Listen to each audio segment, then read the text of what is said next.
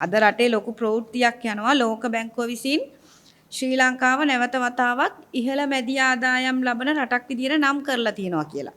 ඉතින් ආණ්ඩුවේ කට්ටිය දැන් මේක අල්ලගෙන ලොකු ෂෝ එකක් දාන්න හදනවා.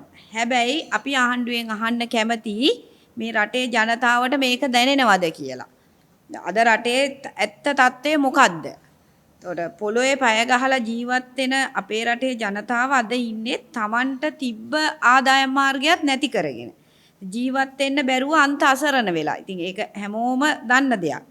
ඉතින් මිත්‍රෝනි මේක අපි විතරක් කියන කතාවක් නෙමෙයි. රටේ ආර්ථිකය කඩා වැටිලා ජනතාව අගාධයක ඉන්නවා කියන එක මේ අද ආණ්ඩුව විසින් මේක පිළිගෙන ඉවරයි. අද රාජ්‍ය සේවකයන් අන්ත අසරණ කරලා ආණ්ඩුවේ මැති ඇමතුරු මාධ්‍ය ඉස්සරහට ඇවිල්ලා කියනවා රාජ්‍ය සේවකයන්ට ගෙවීමේ ක්‍රමවේදයට හාල් දෙනවා කියලා. ඉතින් ඇමතිවරුම මේකෙන් පිළිගන්නවා අද මේ රටේ ලක්ෂ සංඛ්‍යාත රාජ්‍ය සේවකයන්ට තමන්ගේ මාසික වැටුපෙන් ජීවත් වෙන්න බැහැ කියන එක. ඉතින් ඒගොල්ලොම මේ හදපු ආණ්ඩුවේ මේ රටේ ලක්ෂ සංඛ්‍යාත රාජ්‍ය සේවකයන්ට දැන් වෙලා තියෙන දේ ජීවත් වෙන බැරි තරමටම ආර්ථිකයේ දුෂ්කරතාවයකට වැටිලා ඉන්නේ. අද වී ගොවියා පාරේ. අනිත් පැත්තේ මේ රටේ බත් සපේන වී ගොවියෝ රට පුරා උද්ඝෝෂණය කරනවා. තමන්ගේ අස්වැන්නට නිසි මිලක් නැහැ. පොහොර ටිකට මිලක් නැහැ. ගොවියෝ ණය වෙලා වගා කරලා තමයි අද පාරට වැටිලා තියෙන්නේ. ඉතින් අද ජීවන බර අහස උසට ජනතාවට දරන්න බැරි තරමට විදුලි බිල, ඉන්ධන මිල අතිශයින්ම ඉහළ දාලා තියෙන්නේ.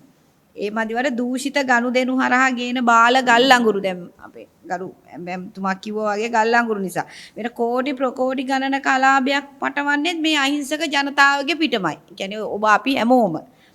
එතකොට අපි අහනවා මේ කියන ඉහළ මැදි ආදායම ලැබිලා තියෙන්නේ ලංකාවේ පොදු ජනතාවටද?